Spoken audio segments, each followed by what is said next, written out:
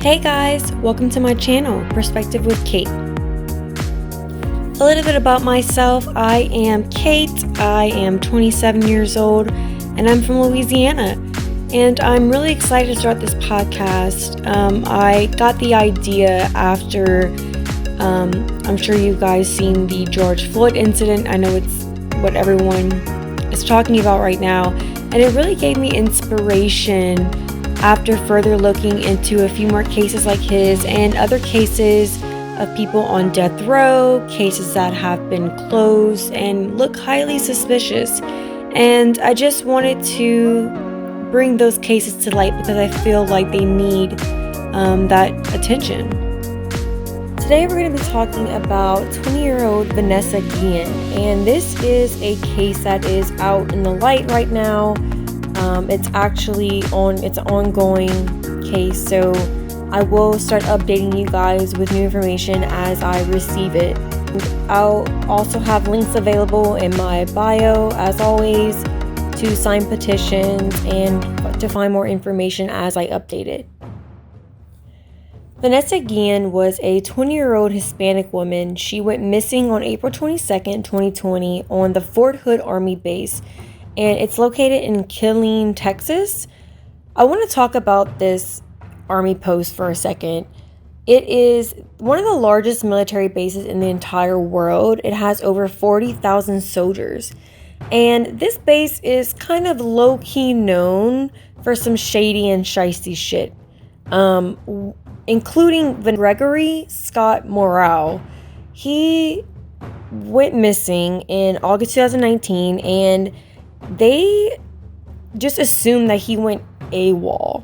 Like, he was just, he left the Army base on purpose and he was just over it and never returned.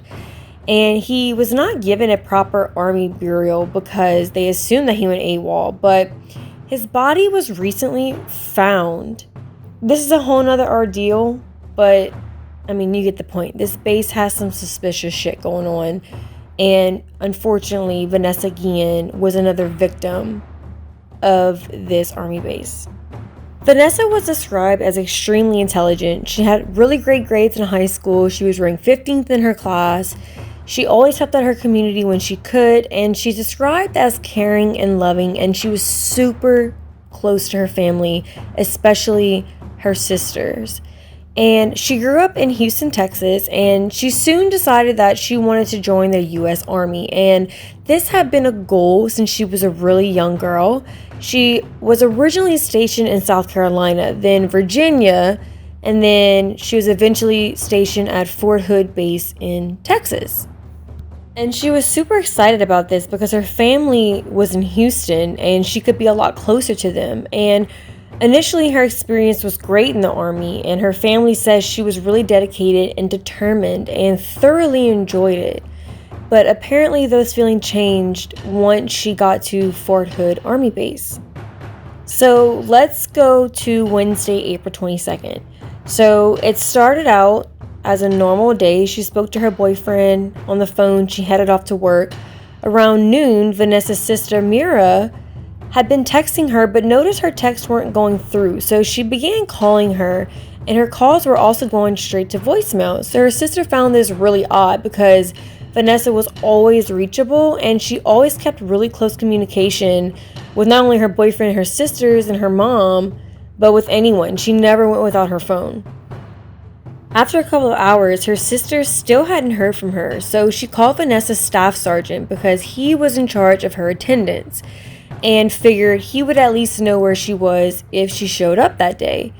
And this was around 8 p.m. So these sergeants are there to basically make sure everyone is on the base. They have a few check-ins a day, multiple check-ins a day.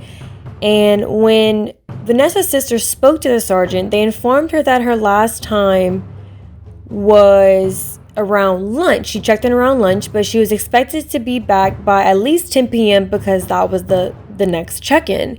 So they assumed she would show up by 10, but she never did.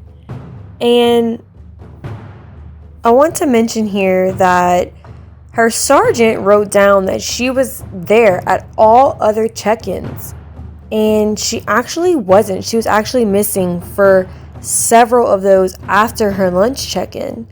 And she was last seen on 1 p.m. at the Engineer Squadron building on the base, and she was last seen in the parking lot of this building. When the base was initially notified about her disappearance, they found all of her belongings, like her keys and ID, in the armory room, which is where they keep all of the weapons. And this was the room that Vanessa was working on April 22nd, and she actually wasn't even supposed to work that day, but she was called in. But still, no one has come forward to tell who called her in that day. Vanessa's family immediately knew something was wrong, and they, off the bat, started creating Facebook groups, passing out flyers, missing people flyers to find their daughter. Authorities, of course, first jumped to the conclusion that she ran away or went AWOL. But her family said that she didn't have anything to run away from, and she had been talking to her sister about buying a new car, and nothing indicated that she wanted to run away. However, her family did say that Vanessa's behavior did change when she got to Fort Hood. They said that she didn't seem her happy self anymore, and that her sister even said that she had texted her and told her that she didn't like Fort Hood, and she hoped that one day she could open up to her about what was bothering her. Following this, Gloria, Vanessa's mother, said that she and Vanessa had a phone call, and Vanessa disclosed to her that she was being sexually harassed by one of her sergeants. And her mother was furious and worried and told Vanessa that she should report what was happening to her, but Vanessa told her that things like this happen all the time and have happened before to other women, and when they come forward, no one believes them, and it just makes their lives more miserable. And Vanessa never told them what sergeant was harassing her because she didn't want to put herself or her family in danger, and she asked her mother not to get involved. This phone call took place about 3 weeks before Vanessa went missing.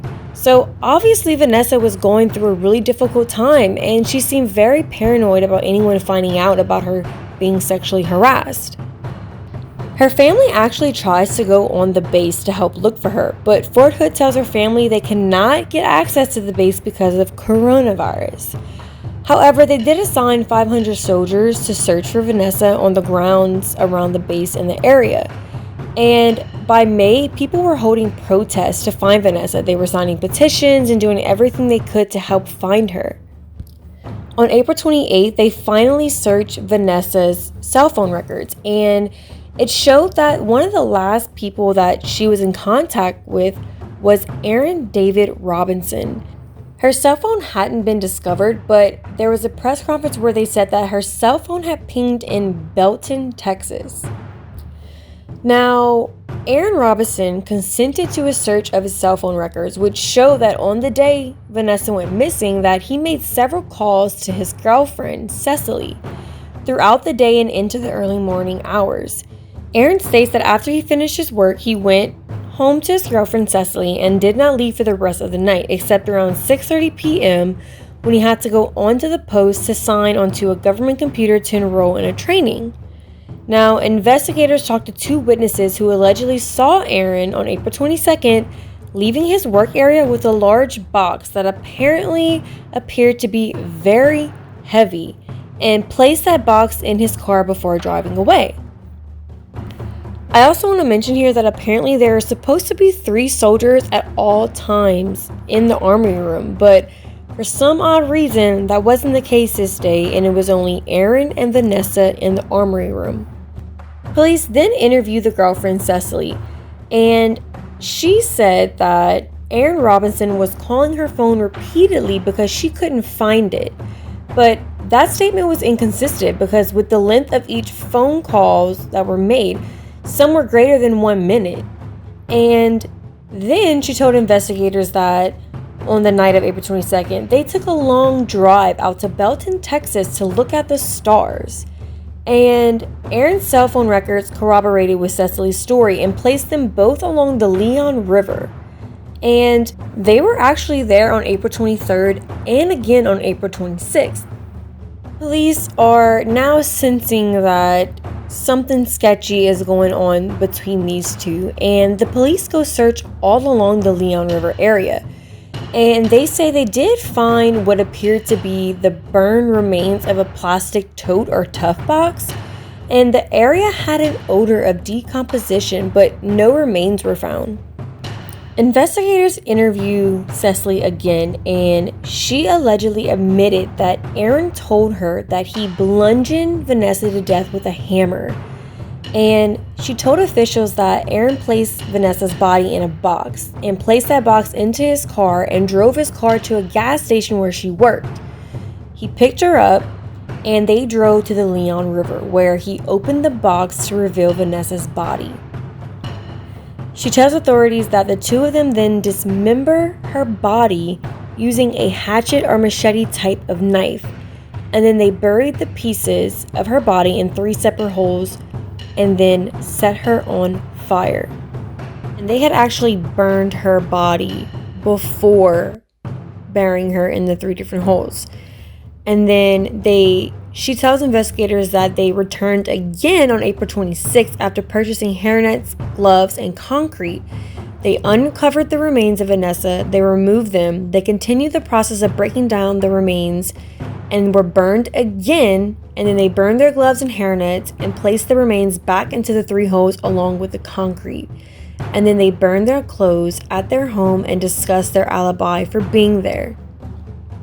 On June 30th, investigators were notified by some contractors that were working near the Leon River area, and they reported human remains.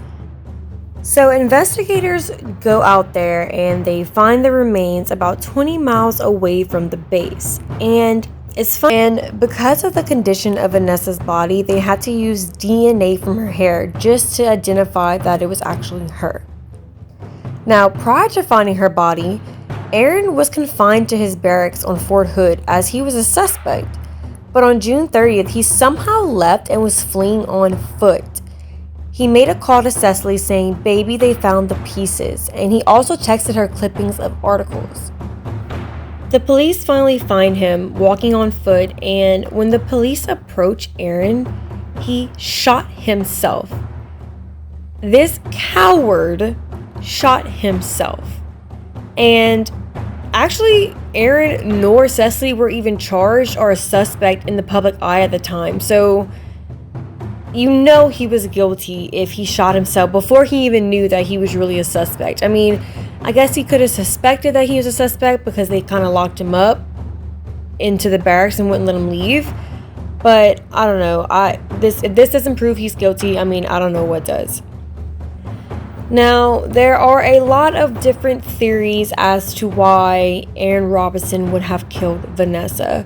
So, Vanessa did tell her family that, besides sexual harassment, that one of her sergeants was watching her while she showered. And Vanessa's family believes that Erin was most likely the one to have done this and made her feel uncomfortable, and that she was going to report him and let him know. Now, another theory is that Cecily, the girlfriend of Erin, was actually married, and Vanessa had found out that Cecily and Erin were having an affair, and in the Army, that's grounds for dismissal. So Vanessa then approached Erin and let them know that she was going to, I guess, notify their superiors that he was having an affair. And so they think because of this, he killed her because he didn't want to, get kicked out of the Army. And then there's also the sexual harassment topics that she spoke with her mom. So there's just a lot of different things. We'll never know the true story.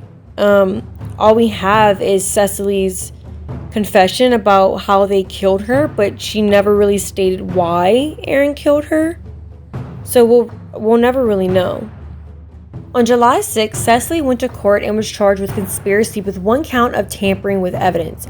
And if she's convicted, she could face up to 20 years in jail. On July 14th, they went back to court, and a judge denied bond for Cecily, and she pleaded not guilty to the charge that she faced. And the judge said that she must remain in jail until trial. Vanessa's family hired attorney Natalie Kawam. And guys, this woman is like my spirit animal. She is a badass, and she is a force to be reckoned with. Like, she did not come here to play, guys. She's the real deal. She compared Cecily to ISIS and said that she should be treated as a terrorist. She said, "She did exactly how ISIS would treat one of our soldiers. They decapitate our soldiers, they dismember them, they light them on fire. She did exactly that to Vanessa, who was a U.S. Army soldier, and I want her to be treated as the same way and punished as a terrorist because she is." Natalie Kawam also announced before the hearing that they will meet with Donald Trump on July 29th in Washington, D.C. She said the meeting will come one day before the Am Vanessa Guillen bill will be introduced to Congress. This bill would create an independent avenue for military members to report sexual harassment and assaults. Like I said earlier, this case it's an ongoing case. It's blowing up in the media right now. And I'm sure you guys have seen, if you're on Twitter or Facebook or Instagram, the I Am Vanessa Guillen movement right now. And that movement is allowing other women within the Army or Navy or within our military that are coming forward and finally telling their stories about being sexually harassed or raped or assaulted. And unfortunately, there are so many women who are silently suffering and are too afraid to tell anyone because they don't have that avenue and they don't have that ability to do so, because 9 times out of 10 it'll just make their lives more miserable, or worse, they may end up missing or dead like Vanessa. So far, the Army and Fort Hood officials say they have found no evidence of sexual harassment against Vanessa. And I want to mention a few things that just have my head spinning about this case. I mean, number one, why were there not 3 people in the Army room at the time? I mean, supposedly there's supposed to be 3 people at all times. Why was it only Erin and Vanessa in that room? Also, we find out that all of the cameras on their base are fake. Why does an Army have fake cameras? Not to mention, not only are they fake, but they're fake in the armory room where their weapons are stored. Like, that makes no sense to me. Also, I find it really sketchy and odd that her sergeant, who she's supposed to be checking in with, lied and said that she was actually there for check-in when she was not. Why would he lie and make that up and say that she was there? Who is he covering for? Why didn't he say that she was missing this whole time? I also find it kind of weird that they go and check near Leon River where they say they find, the smell of decomposition and they find burned stuff, but right when the family says, okay, well, you know what, we don't think you're doing a good enough job, we're going to go and try to open a congressional investigation, then they go back and say, oh, yeah, we actually found the body. Like, I don't know, guys, things just aren't adding up to me, and something's just not right. Someone's not telling the whole truth. Someone's covering something up. And I don't think that everything is what it seems to be. And that's exactly why Vanessa's family is pushing for a congressional investigation. They want the FBI to get involved. They don't trust the Army. And I mean, why would they? Their daughter gave their life to the Army and now she's dead. So I really don't blame them at all. My heart goes out to Vanessa's family, and I hope that, we get a congressional investigation, and I hope that the I Am Vanessa Guillen bill passes through, and that this allows women and men to report sexual harassments and assaults comfortably and silently without, repercussions. So, I hope that everyone follows this story. There's a lot to come. It's not over yet. You can find Like I said, I'll find all the links and information in my bio. If you follow the I Am Vanessa Guillen hashtag on Twitter as well, you'll find a lot of information about the case as well. I definitely want to know your guys' thoughts on this case, and know your opinions. I want to know if you guys think that there's something sketchy going on at Fort Hood, or if you think that this is just, a tragic case of he killed her and it's solved and it's done, or if there's something else going on. I'm definitely curious to hear your thoughts. Thank you guys for listening, and we'll see you next time.